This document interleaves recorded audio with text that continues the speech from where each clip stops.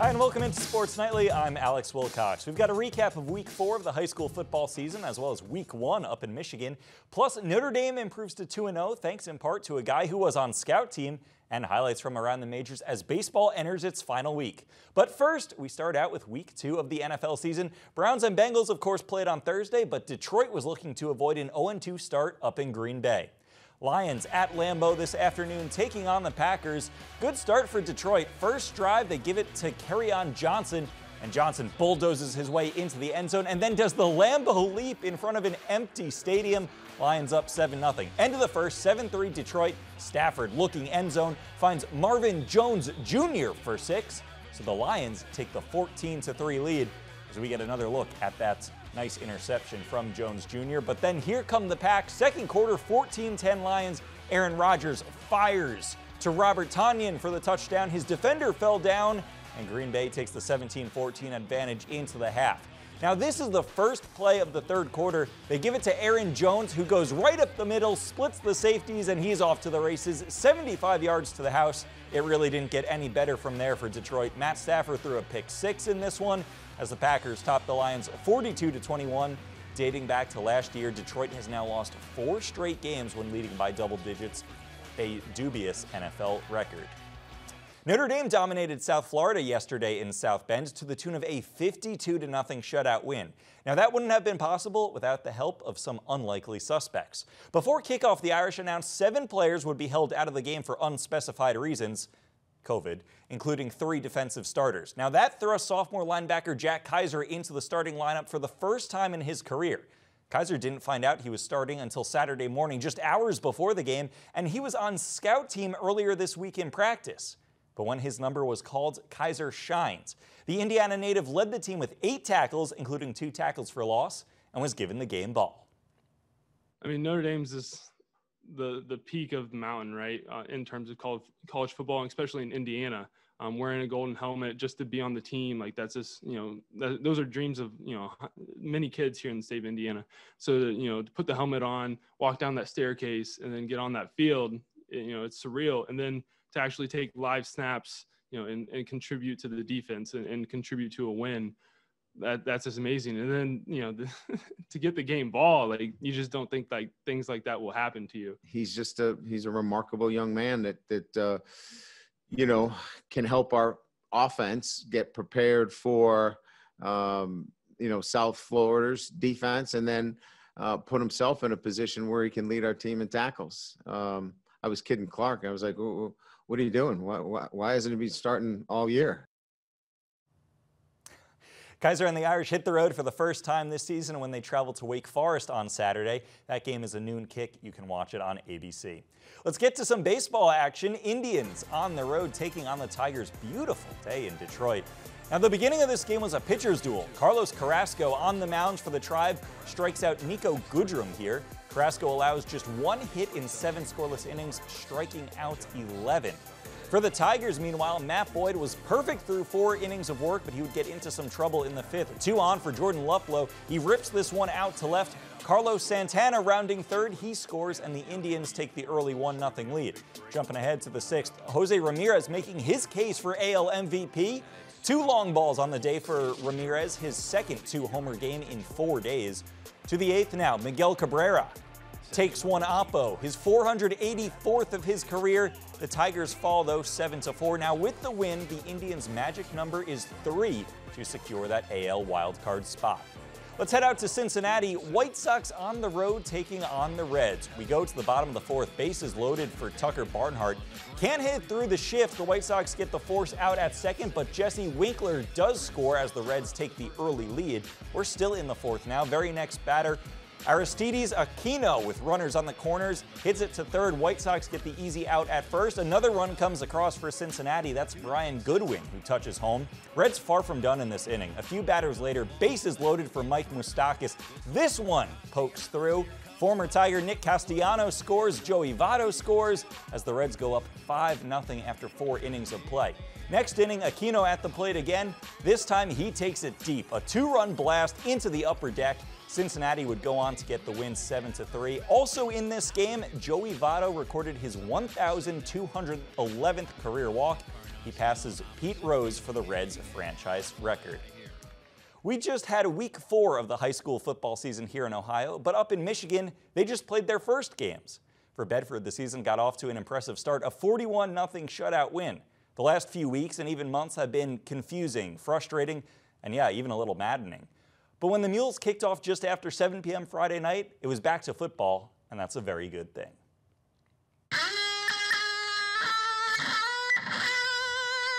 It was a rocking start to the Michigan high school football season Friday night at Bedford, where the host Mules dominated Melvindale Academy 41-0. The outcome of this game was never in doubt, but getting to this point, well, that's a whole nother story. With the spring season being, an option, it really felt like we never were going to get this chance. But, just getting the walk out here and coming onto the field with our boys and getting 4 quarters of football, it's like a blessing. It's been stressful. There's been some nights you wake up in cold sweats trying to figure out what you're going to do the next day. We've been extremely blessed that at every turn, it's come up and we've been able to answer a call and we've overcome. The fact that we got out here and played a game, we've overcome a lot. This wasn't even supposed to be Bedford's opponent. The Mules were scheduled to open with Ann Arbor Huron, but they elected for another week of practice instead, leaving Bedford scrambling once again. Going into the week at the beginning, we didn't know if we were playing, Ann Arbor Huron or if we might not even have a game. So we just had to prepare as it came to us and just keep on going and just playing football at practice and doing our thing. I'm not even sure exactly how it happened. We knew that Ann Arbor Huron had canceled. They changed their plans on how they were going to do it. And then Coach Garman called me and said, hey, we've got this game. And I said, book it. Let's go. Let's play. On the field, the play was a little bit sloppy. Put another way, it looks like the first time these teams faced real competition, which it was. Without that scrimmage, this was the first time we got to see ourselves against competition. And there's things we got to work on, but there's also the fact that we got to win in the book. Off the field, the atmosphere Friday night was very different, with the stands limited to just family. We're used to a lot of fans, especially our student section. We got a big crowd. We got a lot of supporters, but we still got our family, and that's all that really matters. We always have our student section up and yelling and banging on the stands, and you can't hear a thing. So you definitely notice it on those moments. But other than that, it's just you're out here playing football. You're just playing the game you love out here. We're gonna have to figure out some things to maybe help get us a little bit motivated. I think you could definitely see that our kids were a little bit thrown off by the atmosphere, and that's something that we're going to have to address. Is how do we keep our kids focused on what it is we're doing? But after dealing with so much uncertainty and frustration all summer long, Bedford was just happy to play football again. Touchdown, Bedford! Bedford hopes Ypsilanti this Friday. Now, like Ohio, Michigan teams will play a 6-week season with every team making the playoffs. Speaking of high school football, the Michigan season may just be starting, but the Ohio season is almost over. Perrysburg keeps rolling. They're 4-0 in the NLL, and so too is Bowling Green. Highlights and reaction from another exciting week in the Northern Lakes League coming up next on Sports Nightly.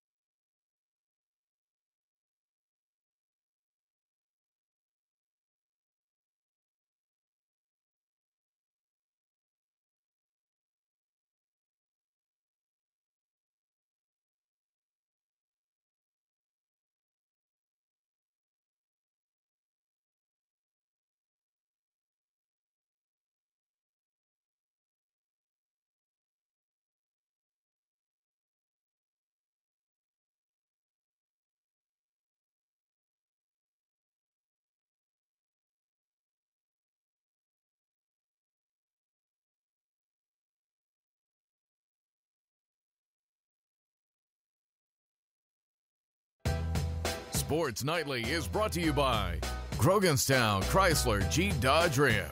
Nobody treats you better. Big game in the NLL Friday night, Perrysburg and Napoleon. It was homecoming in Henry County. Taylor Strock and Jarrett Gerdeman crowns Queen and King. Congrats, guys. Wildcats first play from scrimmage at their own 12-yard line. They hand it off to the other running back, Michael Chips. He waits for the hole to open and bursts through it 88 yards to the house. Napoleon with the early 7-0 lead. Later in the first, we're all tied up at 7. 4th and 1, Jackets going for it, and Connor Walenzek takes care of business. He gets the touchdown. Perrysburg leading 14-7. Now in the second quarter, Wildcats star running back Jarrett Gerdeman left this game with a shoulder injury, and Perrysburg would take advantage. Certainly our best wishes out to Jarrett Gerdeman there. 4th and 4 for Perrysburg. Christian Golgin, the throwback screen to Walenzak. Lots of room down the sideline. Party is starting early for the visitors. 21-7 Jackets at the half. In the fourth, now it's 24-7 Perrysburg. Jackets put this one on ice. Walenzak, again, another score. Makes it 31-7 Perrysburg. Yellow Jackets remain undefeated with the win. They get Bowling Green on Friday. We're good up front. It gets to the point where we know that they're going to be bringing people down in the box, and we could probably throw the ball, but when you've got a guy as good as him and he's going to make people miss, you keep on feeding it to him and you let the clock run, and that's the way things went tonight. I think I play hard, I play fast, and I just love the game. I love to get out there and get to play every play like it's the last. Oh my gosh, my line have given me holes that I can run through, and I give all my credit to them. They blocked hell good this night, and I'm so proud of them, and good team win tonight feels good. It's a championship mindset. The other team we're playing is going to be unbeaten, and they're going to be in the same mood we're going to be in, and it's just a big week. You'd like to spend time celebrating this, but the next one counts. To Maumee and Northview. Wildcats coming off a win last week. Northview driving early on. Cadence Carswell gets the handoff, staying on his feet and taking it all the way. Stays in bounds, avoids the sideline. Wildcats up 7. Just a few minutes later now, Logan Thor looks to Aiden Schmidt for the handoff, and he walks it in, the big fellow with the score. A lot of action in the first quarter. Here's Brock Williamson finding a quick opening, using his speed to help extend the Wildcat lead to 21. Second quarter now. Thor steps back. He's going to throw it this time. Looking, heaves it deep downfield, finds Andrew Bullock wide open for the touchdown. Wildcats up 28. That was more than enough. They go on to the 42-0 win at home. Coming up on Sports Nightly, we head to the track. Just one game, St. Francis and Clay. Plus, I think Toledo Christian and Dansbury are still scoring from their game last night. Highlights from an offensive explosion coming up next.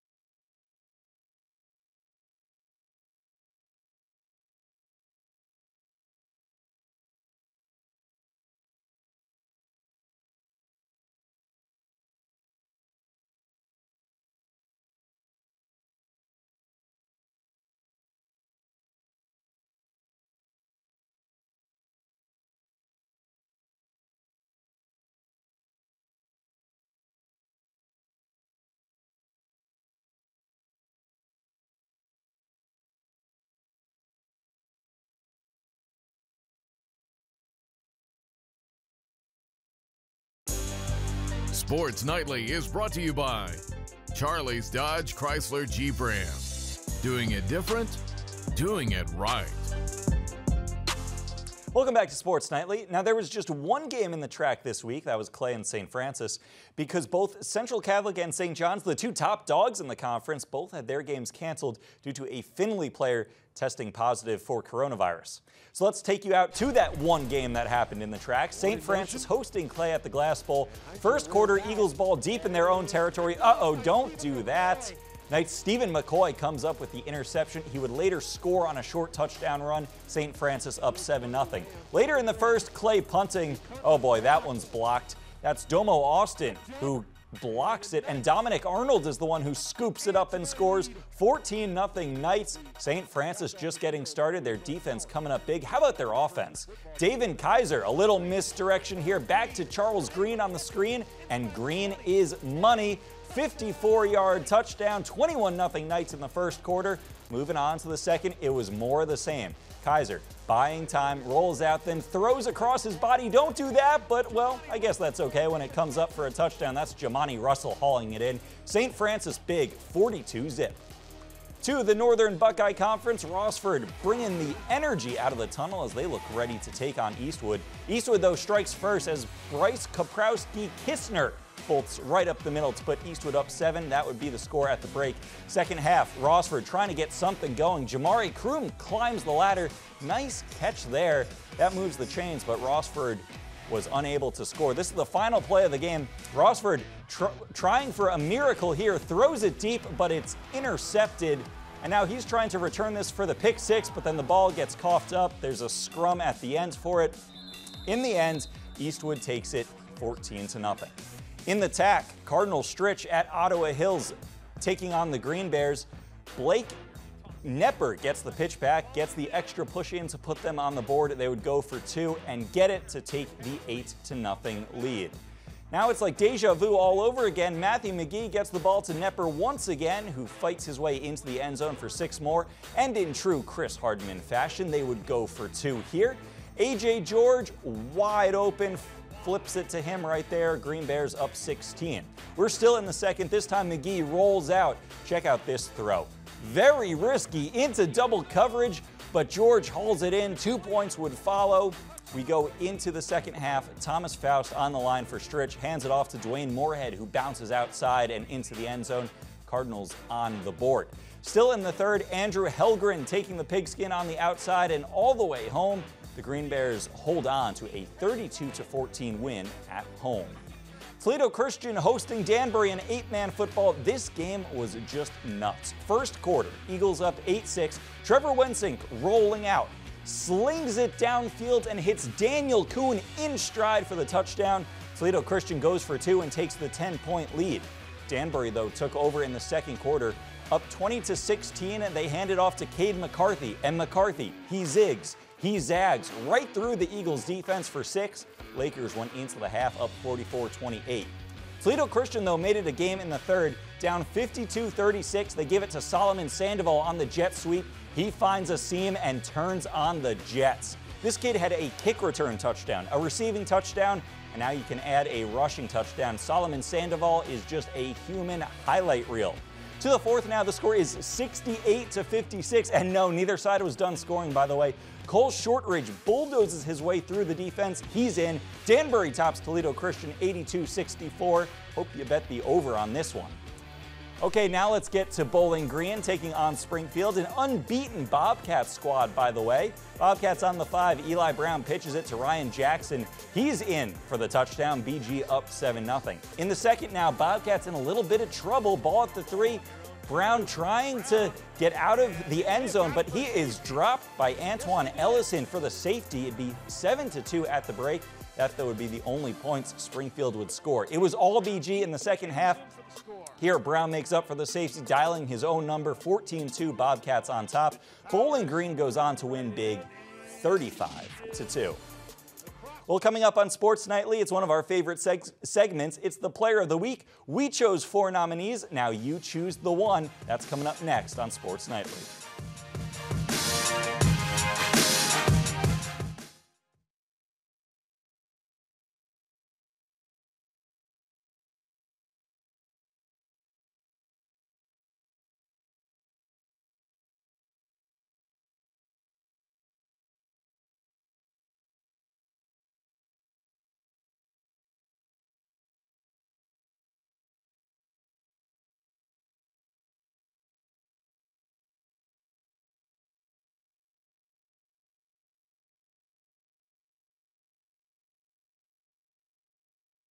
Sports Nightly on BCSN is presented by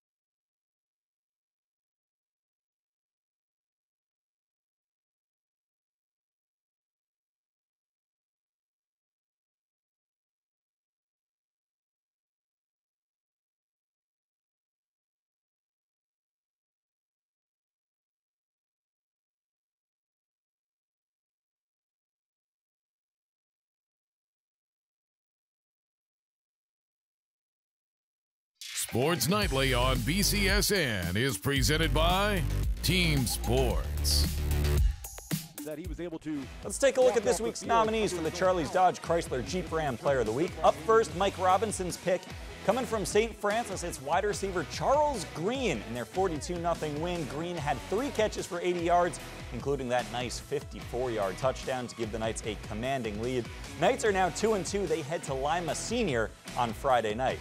And while former football coaches, they watch the game a little different than casual fans, which is why it's not surprising to see Mike Jewell picking the Ottawa Hills offensive lineman Grant Davis, number 76. Green Bears with an impressive 32-14 win over Cardinal Stritch. Ottawa Hills wanted to keep the ball away from Stritch's explosive offense, and they did so by controlling the clock and the line of scrimmage, outgaining their opponents 386 to 140 yards of total offense.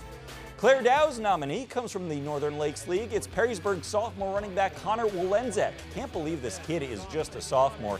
The Yellow Jackets remain undefeated after their 31-14 win at Napoleon.